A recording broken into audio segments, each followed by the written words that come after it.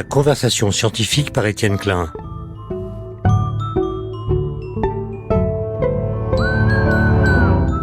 Aujourd'hui, qu'est-ce qui se passe lorsqu'on trépasse ?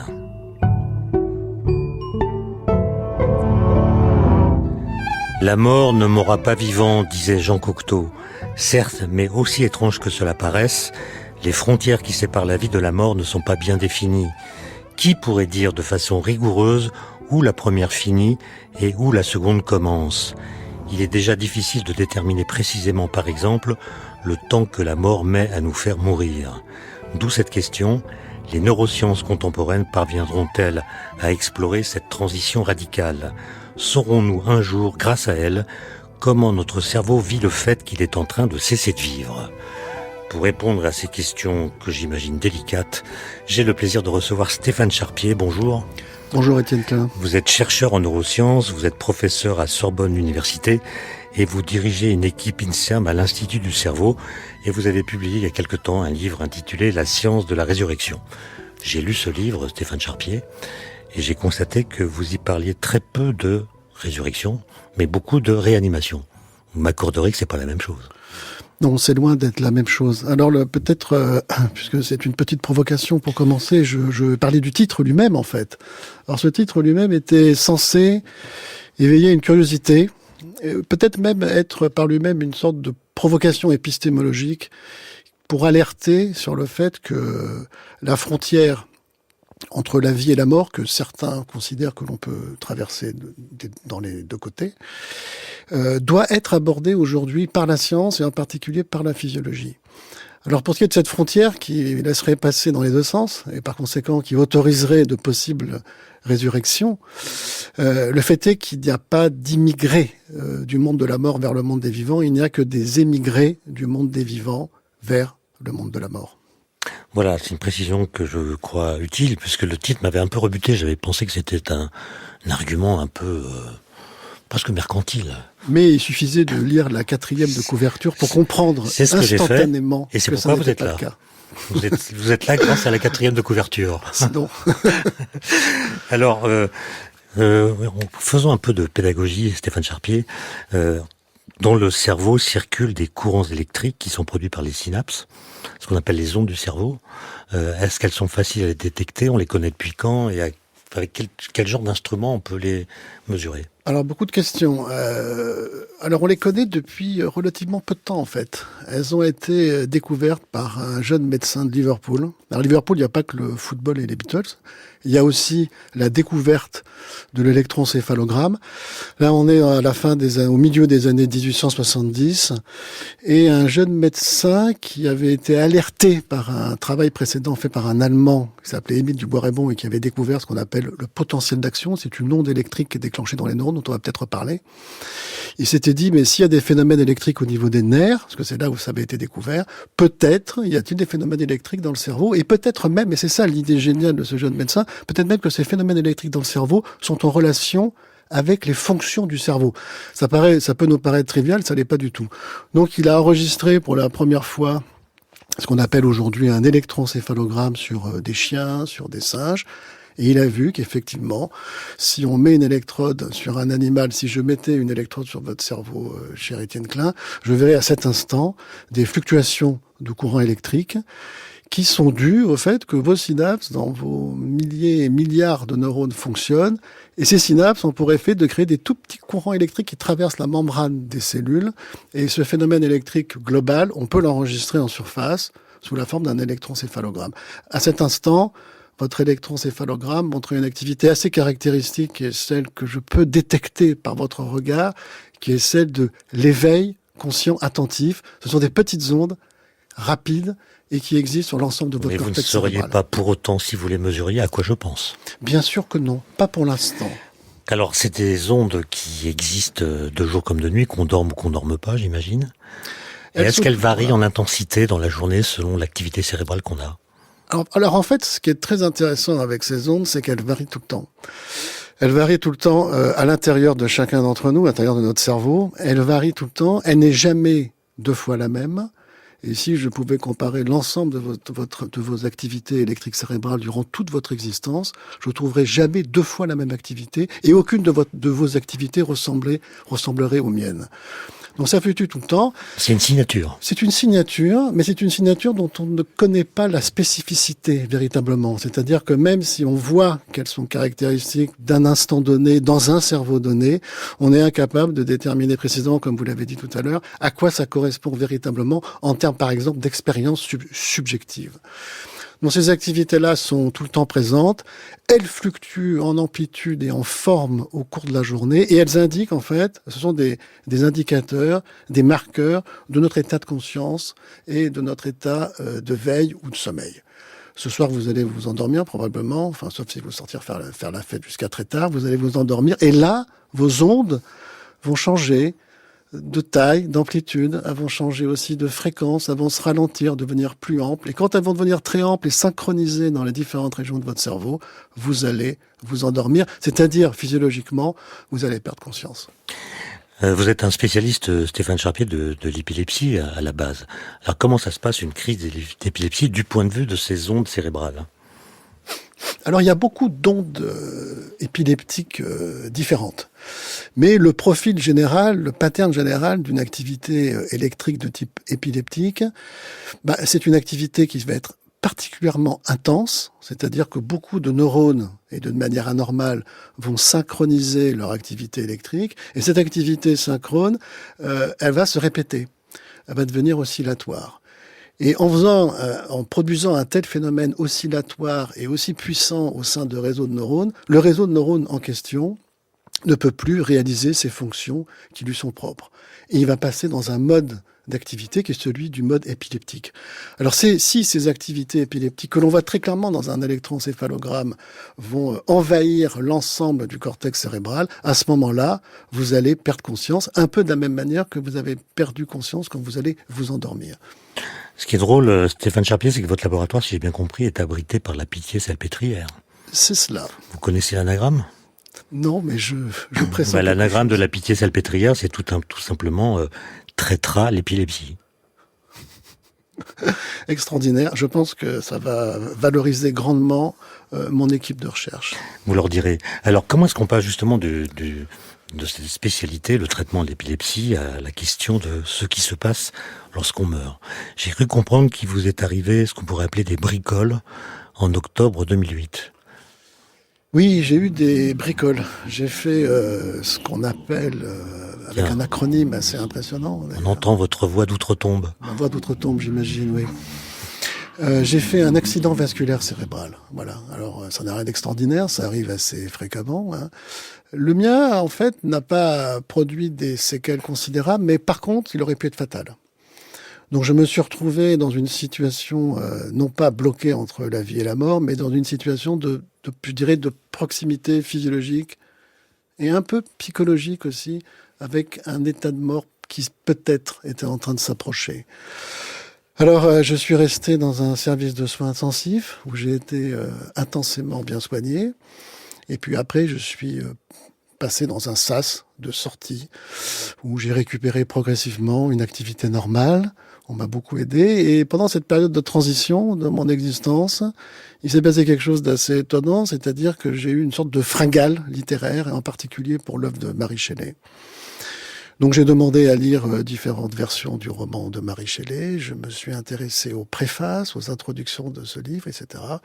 Et là, il y a eu une sorte de fusion qui s'est réalisée. Et là, je n'ai aucune idée de la manière dont ça s'est produit, véritablement, très honnêtement, entre ce qui se passe dans le roman de Mary Shelley, ma propre existence, ma propre expérience à cet instant particulier de ma vie, et puis mon métier. Mon métier qui consiste, comme vous l'avez dit, à enregistrer et à analyser les cerveaux électriques qui sont produits par un cerveau dans différentes conditions.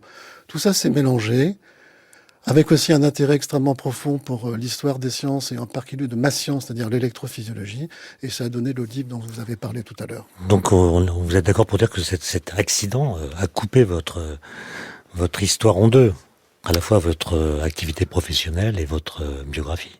Exactement, très précisément. Alors vous racontez beaucoup d'histoires, non pas de résurrection comme je l'ai dit, mais plutôt de réanimation, notamment celle dont a été victime à cause d'une douche glacée qu'il a reçue dans la face nord, une des faces nord des Dolomites, d'un alpiniste italien qui est resté inanimé pendant une période qui, je crois, est un record mondial.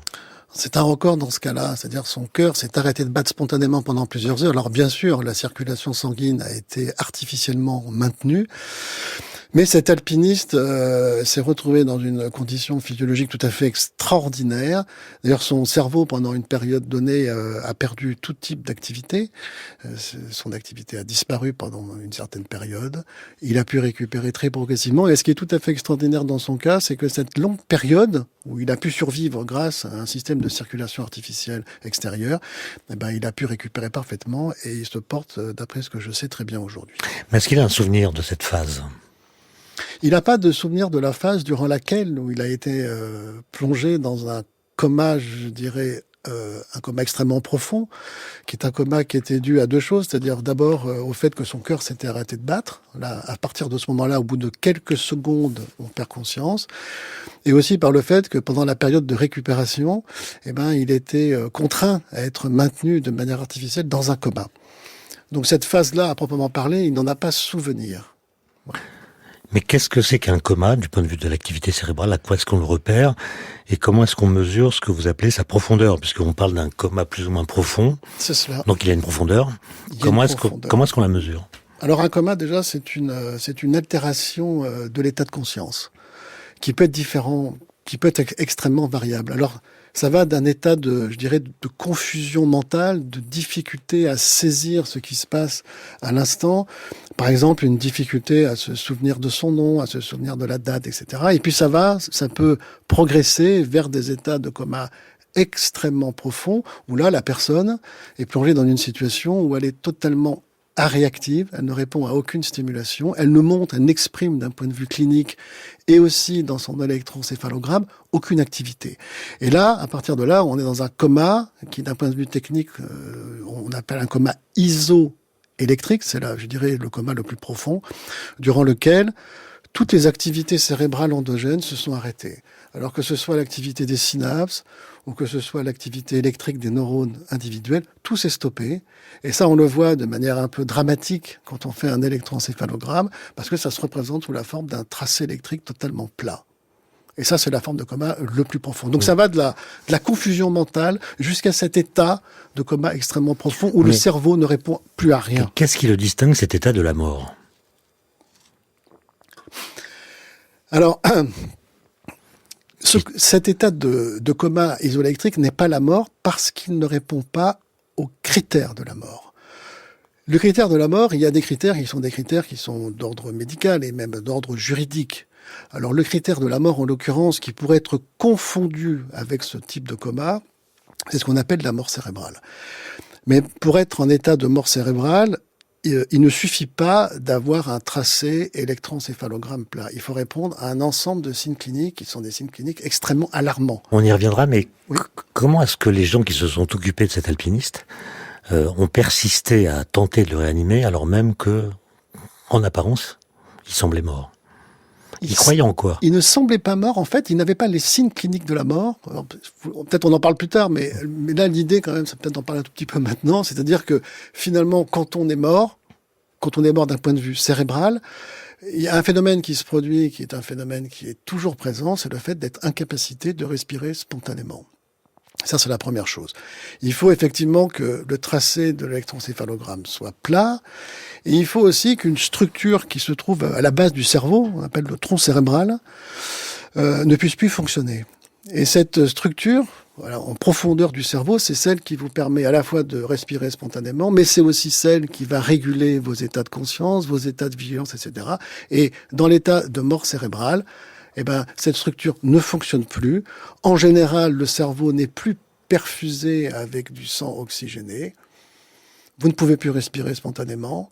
Et si on démontre que cette situation qui perdure, durant laquelle d'ailleurs vous êtes profondément inconscient. C'est la phase ultime en fait du coma. C'est le coma le plus profond où l'inconscience est la plus profonde. À ce moment-là, si on peut déterminer que cette situation est irréversible, vous allez déclarer être mort, mais j'insiste là-dessus, c'est très important parce qu'il y a des confusions, j'entends des choses un peu contradictoires à la radio et à la télévision. Votre cœur continue de battre. Donc on a inventé avec la mort cérébrale une créature, enfin le mot créature n'est pas péjoratif, une nouvelle créature qui est un cadavre au cœur battant. Mais qui est mort. Mais qui est mort. Il est déclaré mort parce que c'est le critère qu'on a retenu pour définir la mort. Parce que c'est un critère qui date de 1968, mais qui a été découvert en France, je dirais, ou inventé en France en 1958. Et donc vous dites qu'il souffre de certaines ambiguïtés sur lesquelles on viendra, mais vous l'avez dit, Stéphane Charpier, après votre AVC, vous avez été pris d'une boulimie de lecture, vous êtes intéressé à l'histoire de votre discipline, la neurophysiologie, et vous parlez dans cet ouvrage, La science de la résurrection, avec amour presque, d'une femme qui s'appelle Anne Green. Extraordinaire, Anne Green. Qui a été pendue et qui n'en est pas morte. Elle a été pendue, mais elle a été ratée. Alors déjà, c'était une pendaison ratée. Pendaison ratée, dire en fait, elle a été étranglée véritablement par des brutes et et après un procès inique durant lequel elle a été déclarée responsable d'un avortement involontaire alors que c'était visiblement pas le cas. C'est une fausse couche. Probablement une fausse couche. Donc, à cette époque, voilà, c'était condamné. C'était 1650 à peu près. C'est ça, exactement. C'était pendant la période de la guerre civile en Angleterre, me semble-t-il. Et Anne Green a été, on l'a pendu, on l'a même aidé à mourir plus vite en s'accrochant à ses pieds et en pesant de tout son poids pour que l'étranglement se fasse le plus vite possible, ce qui a totalement loupé. Et puis elle s'est retrouvée, son cadavre s'est retrouvé chez un très très jeune neurophysiologiste et neuroanatomiste qui s'appelle Thomas Willis. Dont on parlera. Dont on va parler aussi, j'imagine. Et Thomas Willis, en fait, il voulait réaliser une séance d'anatomie avec son cadavre. Mais elle a montré des signes de vie. Sa cage thoracique montrait qu'elle respirait un tout petit peu. Et là, il s'est lancé dans... Il y avait des râles aussi, il a pu entendre des râles. Pardon ? Il a pu entendre des râles. Il a pu entendre des râles au bout d'un moment. Elle a progressivement récupéré toute seule. Et après, ils l'ont aidé, avec son collègue médecin, ils l'ont aidé à récupérer. Et c'est, de mon point de vue, la première réanimation réussie. Première réanimation scientifique. Mais c'était considéré plutôt comme un miracle, non ? Ça a été considéré comme un miracle. Et d'ailleurs, du coup, elle a été graciée à cause de ça, parce qu'on a cru que c'était un miracle. Alors, on ne sait pas trop ce qui lui est arrivé après à cette pauvre Anne Green. Tout ce qu'on sait, c'est que Thomas Willis lui a offert comme cadeau son cercueil. Alors, elle a quitté la maison de Thomas Willis en étant ressuscitée avec son cercueil sous le bras. Alors, Thomas Willis, c'est un jeune homme à l'époque qui a eu un destin assez extraordinaire. Il a inventé plein de choses. Il y a même une partie de notre cerveau qui porte son nom. Oui, c'est le polygone de Willis. C'est une sorte d'embranchement d'artère qui se trouve à la base du cerveau et qui permet à notre cerveau d'être irrigué à chaque instant par du sang oxygéné. Voilà. Donc, ce sont des artères cérébrales qui ont la forme d'un polygone, comme son nom l'indique, cette figure géométrique, et qui permet d'arroser, d'irriguer notre cerveau et de le faire fonctionner correctement. Donc Thomas Willis est à la neurophysiologie ce que Newton est à la physique un peu ? C'est le père ? Moi, je dirais, si on parle de la neurophysiologie et si on parle de Newton, je préférerais parler de Galvani. Je pense que Galvani, c'est véritablement celui qui a posé les briques de la neurophysiologie moderne. Alors, je voulais qu'on parle avant de parler de Galvani, je voulais qu'on parle de Descartes, à qui vous réglez son compte à propos de son invention des esprits animaux, qui est une thèse qui a eu son heure de gloire avant d'être réfutée notamment par Galvani. Alors, d'abord, ça n'est pas Descartes qui a inventé les esprits animaux. C'est un concept assez ancien qui date de l'Antiquité, mais Descartes en a fait en fait un moteur scientifique tout à fait extraordinaire. Enfin, il a élaboré une théorie, une mécanique neurophysiologique qui est donc s'inspirer de l'Antiquité et de ces esprits animaux. Ce sont une sorte de particules extrêmement fines comme ça qui vont être fabriquées au cours de la digestion et puis après qui vont remplir. Et c'est ça la théorie géniale de Descartes parce que ça marche très bien quand on l'a décrit comme ça, surtout à l'époque. Et ben ces esprits animaux, ce gaz subtil va pénétrer d'après lui les nerfs qui sont des tubes creux. Et ces esprits animaux vont pouvoir se déplacer dans les nerfs. Alors, pour que le système fonctionne correctement, n'oublions pas que Descartes est quelqu'un qui croit profondément en Dieu, qui est l'un des fondateurs du dualisme moderne, je dirais, et du dualisme scientifique. Donc, il essaie de trouver une mécanique qui puisse mettre en contact le cerveau et le fonctionnement de l'organisme avec l'âme. Et là, il trouve une structure centrale dans le cerveau, la glande pinéale. C'est une structure unique et centrale. Il dit, c'est central, c'est bien parce que l'âme est centrale aussi et unique. Et cette glande pinéale va agir sous l'influence de l'âme et déplacer les esprits animaux dans ces tubes creux et déterminer nos comportements les plus appropriés. Donc ils animent notre corps qui est considéré comme une machine. Exactement. Alors en quoi cette thèse se trompe ? Et comment est-ce qu'on l'a su ? Ça, on l'a su, et avec ce que je considère comme étant l'une des plus belles expériences de la physiologie, enfin de la neurophysiologie en tout cas. Alors ça vient d'un jeune naturaliste hollandais qui s'appelait Jan Swammerdam. Et Swammerdam, il a fait ce qu'on appellerait aujourd'hui un postdoc, c'est-à-dire il est parti en Europe, il est venu en France pour améliorer sa technique de dissection. Et en France, il s'est lancé dans une série d'expériences tout à fait extraordinaires qui ont fini par démontrer en fait que les esprits animaux de Descartes n'existaient pas. Alors, je ne sais pas si je peux décrire, ça va être un peu compliqué, mais je vais décrire une des expériences de Swammerdam.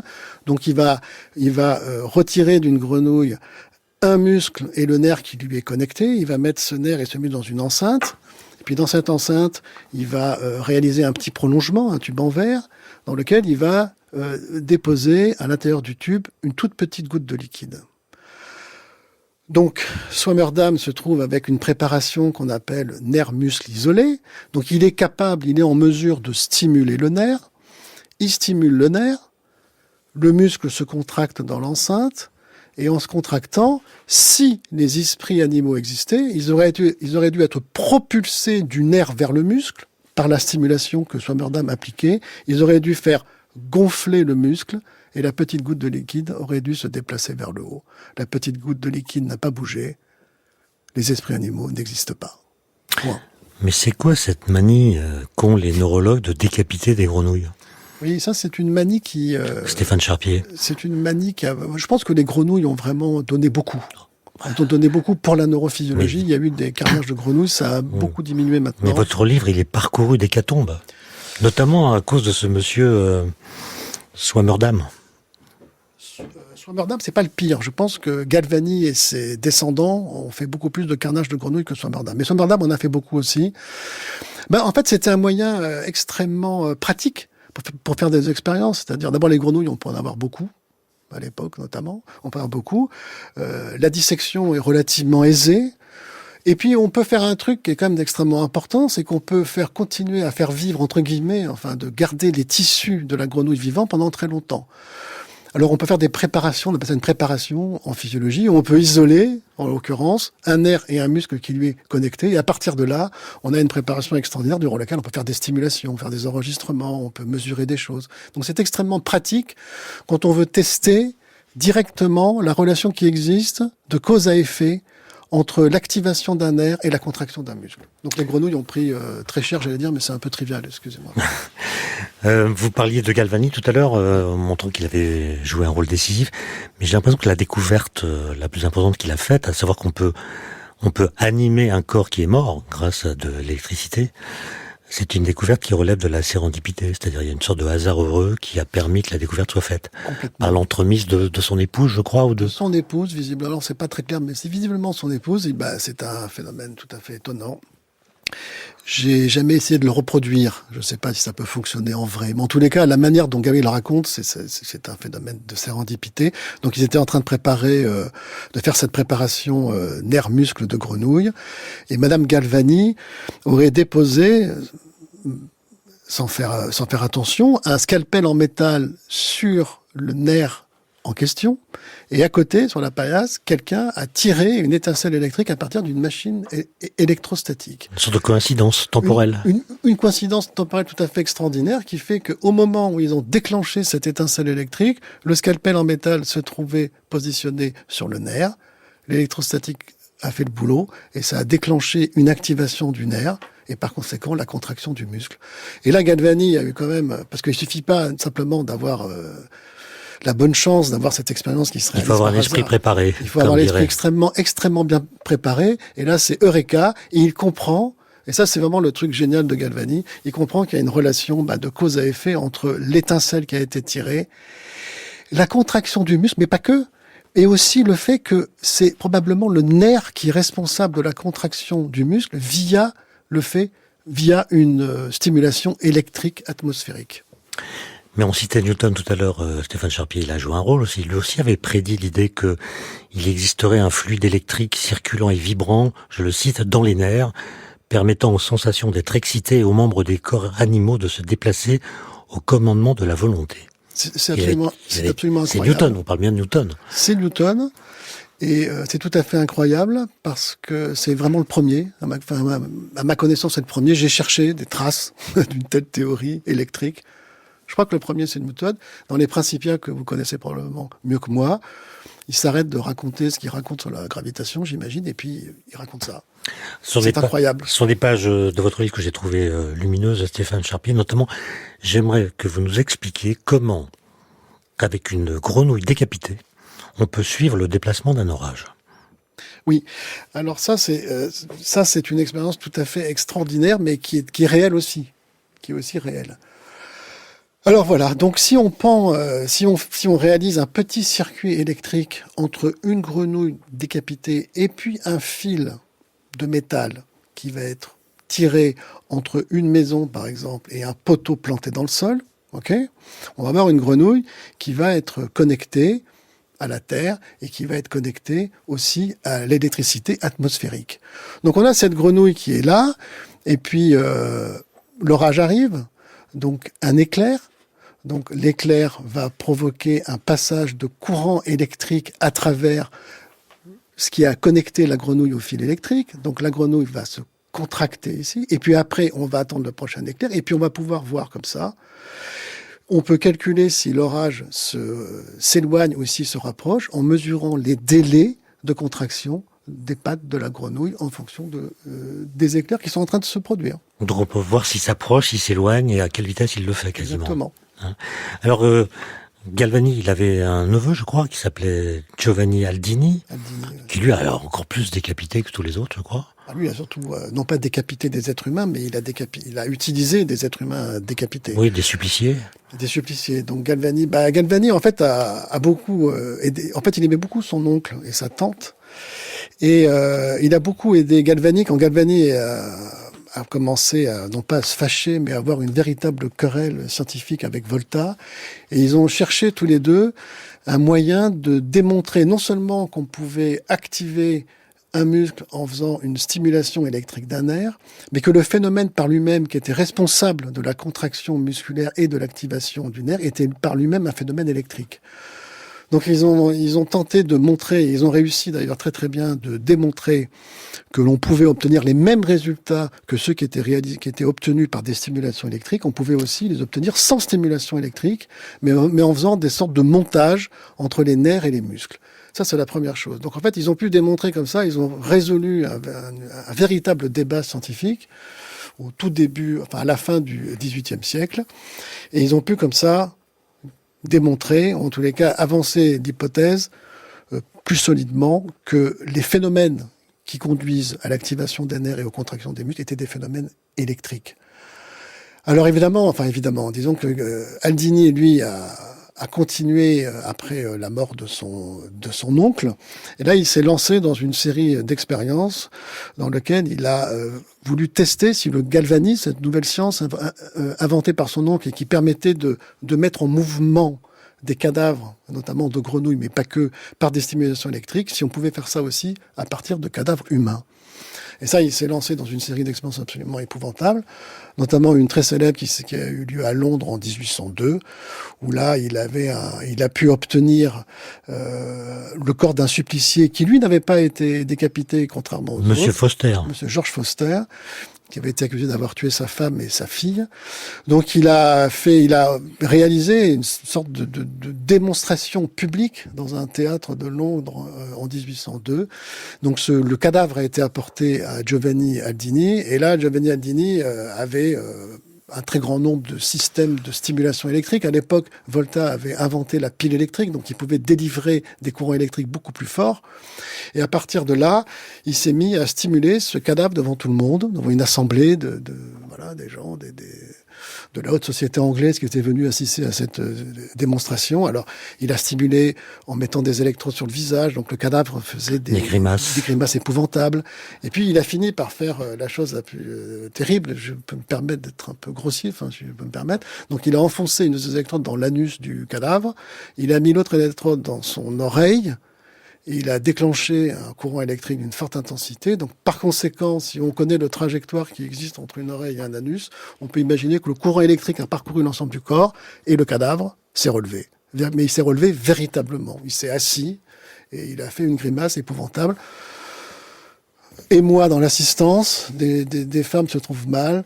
Il y a quelqu'un qui meurt d'ailleurs de crise cardiaque. Et il y a un médecin un médecin pourtant, hein, on pensait qu'il aurait pu résister à cette émotion. Bah, il est rentré chez lui et il est mort la nuit d'une crise cardiaque à cause de ce qu'il avait vu. Mais en l'occurrence, il ne s'agit ni d'une résurrection, ni d'une réanimation, non, mais d'une activation électrique d'un corps mort. Exactement. C'est ça qu'on appelle une résurrection galvanique ? Non, ça s'appelle pas une résurrection. Alors, dans votre livre, l'expression figure. Page 91. L'expression figure, mais c'est une expression qui est destinée à expliquer ce qu'on a ressenti quand on a vu ce qui s'est passé. Mais Aldini lui-même n'était pas dupe. D'ailleurs, il l'écrit parce qu'il a écrit un petit article après cette expérience. Et dans cet article-là, il ne laisse planer aucune ambiguïté. Il explique que le George Foster il n'y a pas eu de résurrection de George Foster, mais il y a eu une réanimation apparente qui était provoquée par l'activation artificielle des muscles de George Foster, qui lui est resté définitivement mort. Mais si on avait fait cette expérience très longtemps après sa mort, est-ce que les signaux auraient été les mêmes ? Ou est-ce que ça réclame que le cadavre, si j'ose dire, soit encore frais ? Bien sûr, au bout d'un certain temps, les nerfs et les tissus musculaires perdent de leur capacité à réagir à des stimulations. Et à partir de là, on ne va plus obtenir de réponse quand on fait des stimulations électriques. Bon, alors, quand est-ce qu'on est mort, Stéphane Charpier ? Quand le médecin dit qu'on est mort ? C'est ça, exactement. Et qu'est-ce qu'on appelle, c'est un mot que j'ai appris en vous lisant, la taphophobie ? C'est la peur d'être enterré vivant. C'est une peur fréquente ? C'est une peur qui existe toujours, mais qui est moins fréquente. Qui est moins fréquente, notamment due au fait que, bien évidemment, aujourd'hui, les diagnostics de mort sont beaucoup plus fiables que ce qu'ils étaient avant. Vous voulez dire qu'on a moins de chances aujourd'hui d'être enterré vivant qu'avant ? Je pense que, je veux dire quelque chose vraiment pour rassurer nos auditeurs. Aujourd'hui, en France, on a vraiment très peu de chances d'être enterré vivant. Et pourtant, les frontières de la vie et de la mort, comme vous le dites vous-même, sont pas très claires. Alors les frontières, on peut discuter de la frontière, des frontières, mais ça n'est pas parce qu'une frontière n'est pas claire que le fait d'être mort n'est pas clair par lui-même. Ce qui est compliqué entre la vie et la mort, c'est pas la désignation de l'état vivant ou de l'état mort. C'est le fait de pouvoir déterminer une frontière. C'est-à-dire, tout se passe, avec le mot frontière est un peu malpropre, enfin, pas malpropre, mais c'est pas le meilleur terme pour ça. Le terme frontière laisserait supposer qu'il existe une sorte de pointillé, ou même de frontière naturelle, physiologique, qui soit bien déterminée et qui sépare de manière radicale les deux états.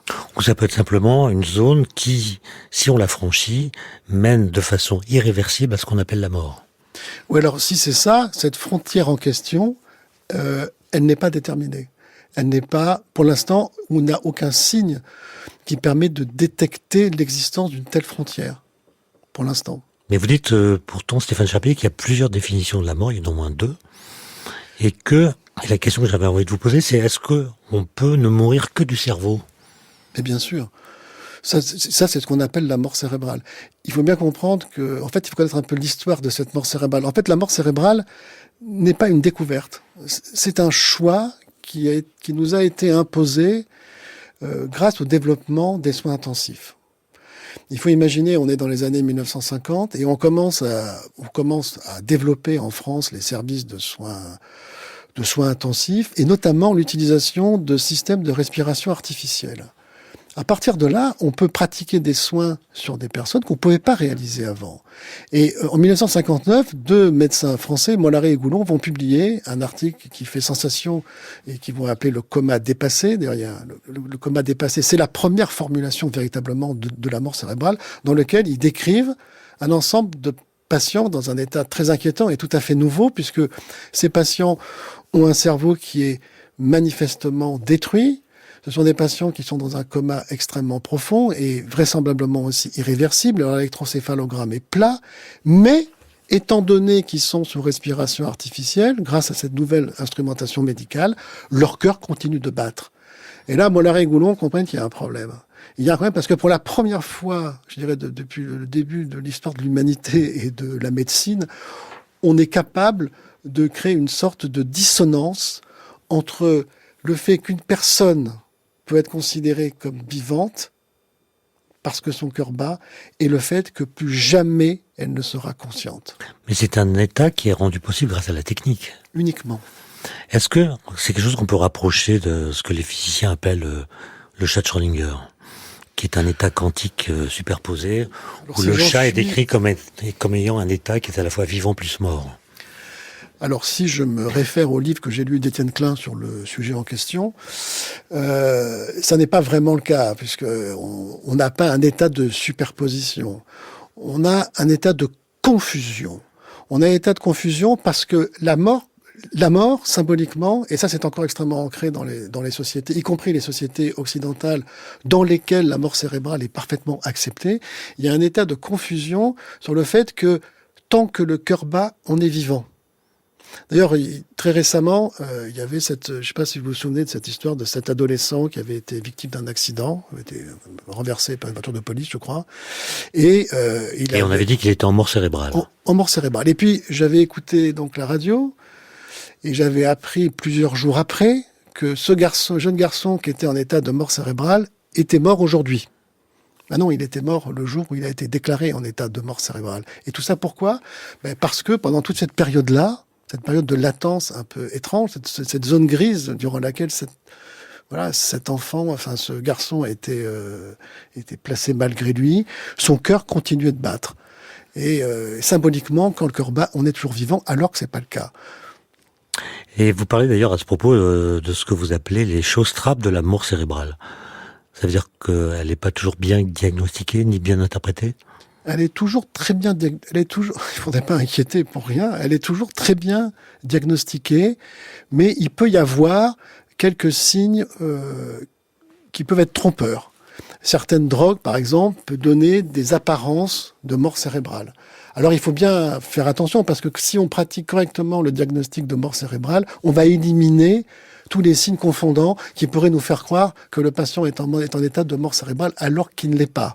Certaines molécules, le fait d'avoir une température interne qui descend très très bas, peut donner des signes apparents de mort cérébrale, mais ça n'est... Donc il faut vérifier que tous les signes qui peuvent être trompeurs n'existent pas. À partir de là, les signes de la mort cérébrale, peut-être que je les ai présentés tout à l'heure, qui sont ceux quasiment de Mollaret et Goulon de 1959, c'est un arrêt de fonctionnement du tronc cérébral, un électroencéphalogramme plat, une incapacité de respirer spontanément, et puis voilà.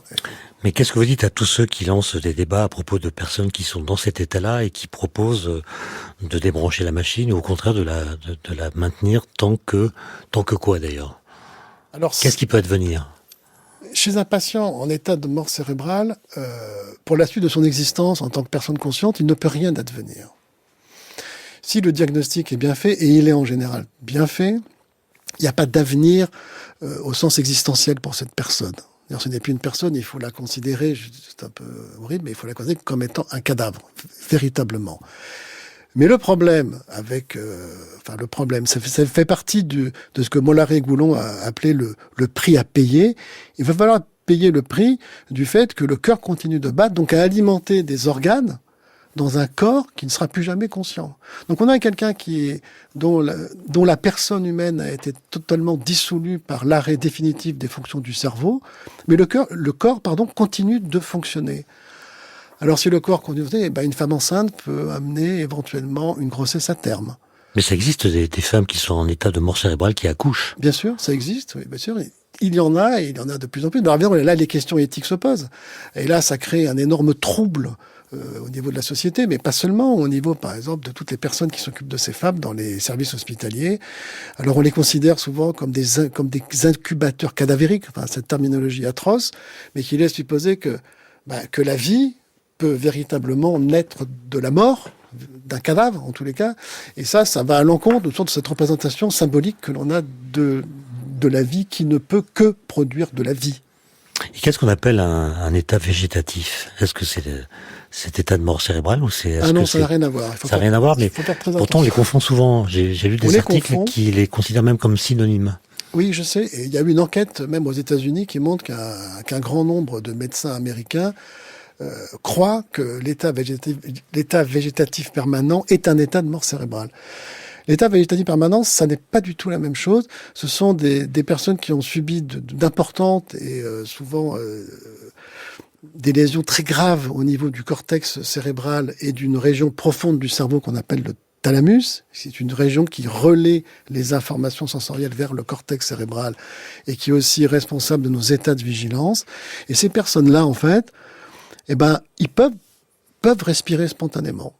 Leur tronc cérébral continue de fonctionner. Ils peuvent être éveillés au sens neurophysiologique ou dormir au sens neurophysiologique. Donc, pas besoin de machine. Pas besoin de machine. Ils respirent spontanément. Mais ces personnes-là, par contre, ne sont pas conscientes au sens plein. C'est-à-dire, c'est la conscience telle que l'on est en train de la vivre en ce moment. Ils sont incapables d'interagir avec leur environnement ou d'avoir, a priori, aucune expérience interne. Alors vous citez Stéphane Charpier en exergue d'un chapitre, le chapitre 8 de votre livre qui s'intitule « Les expériences de mort imminente ». On va en parler. Vous citez Murakami qui dit « Seuls les morts connaissent la mort, les vivants en ignorent tout, ils ne font qu'imaginer ». Je tique un peu sur la première phrase. « Seuls les morts connaissent la mort ». Est-ce qu'on peut être le sujet du verbe « connaître » quand on est mort? Bien sûr que non. Bien sûr que non. Pourquoi vous avez mis cette phrase en exergue alors? Parce que sur le fait que l'on prétend que nous vivons, en fait, c'était pas tellement pour le début, c'était surtout pour la fin. Pour la fin, il ne faut qu'imaginer. Voilà. Ne font qu'imaginer. En fait, on peut imaginer nous vivants. Enfin non, on peut même pas imaginer parce que rien que le fait d'imaginer un néant existentiel qui est celui de la mort vis-à-vis de soi-même va annuler le néant en question. Donc on peut imaginer à la limite pour l'autre ce qu'est la mort, c'est-à-dire avec ce que l'on peut décrire d'un point de vue émotionnel ou même d'un point de vue objectif par les outils de la science et de la médecine, on peut avoir une description d'un état de mort d'autrui, mais il est bien évidemment que cette expérience, cette introspection que l'on pourrait avoir de nous-mêmes vis-à-vis de notre propre mort n'a absolument aucun sens. Est-ce que les expériences de mort imminente, comme on les appelle, qui sont des expériences dans lesquelles ou au cours desquelles on n'est pas mort puisqu'on revient de cet état, ça veut dire que on n'a pas vraiment connu la mort, mais est-ce qu'à votre avis, elle nous informe sur ce qui nous attend? Comme on le lit beaucoup, au contraire, parce qu'on considère souvent la mort comme un état asymptotique, c'est-à-dire on s'en approche, mais peut-être que c'est une transition radicale. Ça n'est pas une transition radicale. Je pense que la neurophysiologie, ce qu'on a fait dans le laboratoire et ce qu'ont fait d'autres collègues d'ailleurs, montre que ça n'est pas une transition radicale. Ça n'est pas un événement. Mourir n'est pas un événement. Ça, je pense qu'aujourd'hui, c'est clair. Tout le monde considère que... Ça prend du temps. Mourir prend du temps. La question qui se pose par rapport à ça, c'est la question de l'instant à partir duquel il y a plus de plan B, à partir duquel on ne peut pas revenir. C'est cette frontière, mais c'est pas une frontière du coup. C'est un point de bifurcation qui n'a pas été encore déterminé, à partir duquel, en se basant sur des considérations qui sont strictement physiologiques, des considérations objectives, on pourrait dire là, à ce moment-là, il n'y a plus possibilité de retour et on va basculer vers un état de mort. Alors Stéphane Charpier, parlons de vos travaux sur cette question. Dans votre livre, vous évoquez ce que vous appelez l'onde de la mort, qui est un terme assez mystérieux, même si son anagramme est dodo maternel. Non, ça rend la chose peut-être plus sympathique quand on l'appelle comme ça. Mais comment est-ce qu'on la mesure? Comment est-ce qu'on la détecte? Comment est-ce que vous-même vous l'avez découverte? Est-ce que c'est de la sérendipité ou est-ce que c'était une quête que vous aviez depuis longtemps? Et avec quel genre d'instrument on détecte ce moment, ce processus, disons, au-delà duquel aucun retour en arrière n'est possible? Alors, l'onde de la mort, c'est pas nous qui l'avons découvert, et un retour est possible après. Alors, pourquoi elle s'appelle l'onde de la mort? Alors, en fait, elle s'appelle l'onde de la mort parce qu'en fait, ce sont des collègues hollandais qui, en fait, voulaient déterminer si la décapitation était un moyen humain de sacrifier des animaux. Bon, bizarre comme question, mais très importante d'un point de vue éthique quand on fait de la recherche. Donc ce qu'ils ont décidé de faire, c'est de sacrifier des animaux en les décapitant et enregistrer en même temps l'activité électrique de leur cerveau. L'idée étant de voir à partir de quel moment après la décapitation les ondes de la conscience disparaissent. D'accord ? Et si ça disparaît très vite, c'est bon, on a une bonne technique là pour supprimer des animaux parce qu'ils vont perdre conscience très très vite. Donc ça sera plutôt humain. Ils font ce type d'expérience. Ils décapitent. Comportement humain avec les animaux. Oui, humain au sens moral du terme. J'ai compris.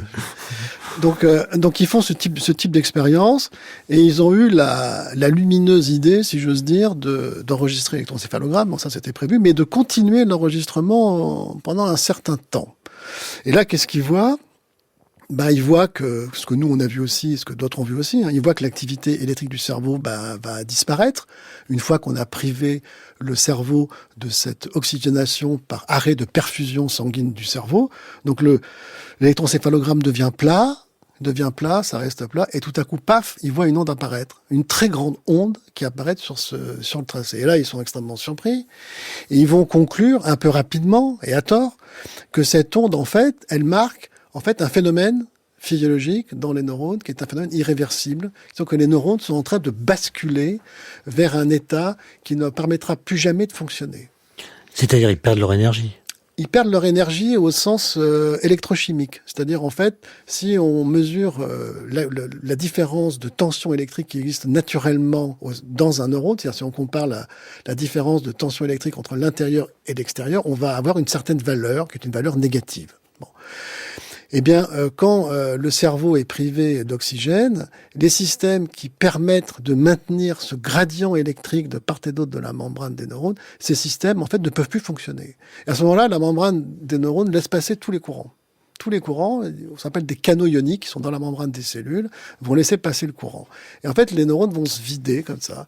Des courants vont circuler dans le milieu extracellulaire du cerveau, dans la matière cérébrale. Et vu que des courants circulent dans un milieu cérébral qui a une certaine résistivité électrique, j'espère que c'est pas trop compliqué ce que je raconte. Tout va bien. Eh bien, ça va créer une variation de potentiel électrique.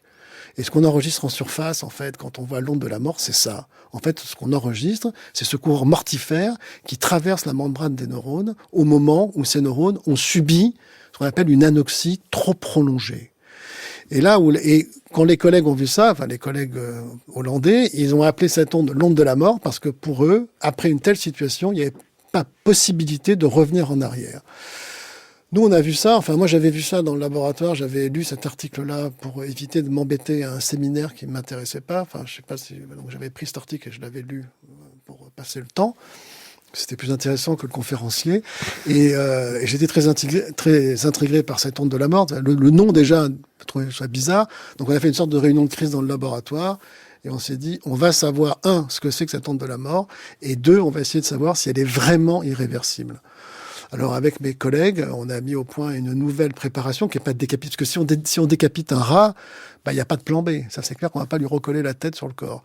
Alors on a mis au point une nouvelle préparation durant laquelle on pouvait, en fait, de manière contrôlée, arrêter la perfusion du sang oxygéné et puis la remettre quand on voulait. Et en faisant ça, on a découvert, en fait, que l'onde de la mort n'était pas irréversible. C'est-à-dire si on arrivait à faire cette sorte de réanimation, une réanimation, un peu comme le fait de faire un massage cardiaque. Si on fait cette réanimation à temps, et à ce moment-là, on peut, et pas toujours, et c'est là où ça devient intéressant par rapport à la suite, on peut avoir apparaître une autre onde, et là, du coup, c'est nous qui l'avons découvert, qu'on a appelé l'onde de la réanimation, The Wave of Resuscitation, qui a créé aussi encore une autre confusion, un peu comme le titre de mon livre. Parce que vous avez traduit réanimation par résurrection. Oui, non, mais là... D'accord, sauf que là, le terme anglais de l'onde, c'était la wave of resuscitation. Mais resuscitation en anglais, ça ne veut pas dire résurrection, ça veut dire réanimation. Ah, c'est ça l'ambiguïté. L'ambiguïté vient de là pour ce qui est de cette onde. Donc certains voilà. Alors la mort, ça vient quand ? Si l'onde de la mort n'est pas la signature de la mort, si après il y a une autre onde qui peut être émise, ça veut dire que la mort est constamment reculée finalement. La mort n'est pas constamment reculée. Par contre, Nous, quand on regarde ce qui se passe, quand on regarde l'activité électrique du cerveau, quand on arrête de perfuser le cerveau avec du sang oxygéné, et après qu'on le remet, il y a deux possibilités. Alors déjà, si on ne fait pas de réanimation, on va voir l'onde de la mort et on va voir le tracé de l'électroencéphalogramme va rester plat. Et à un moment donné, eh bien, on va pouvoir poser le diagnostic de mort. Mais ce diagnostic de mort, en fait, il est basé sur quoi? Il est basé dans notre cas, par exemple, parce qu'on voit ce tracé qui est plat, et puis on voit que le cœur aussi, parce qu'on enregistre aussi l'activité électrique du cœur, on voit que le cœur s'est arrêté de battre.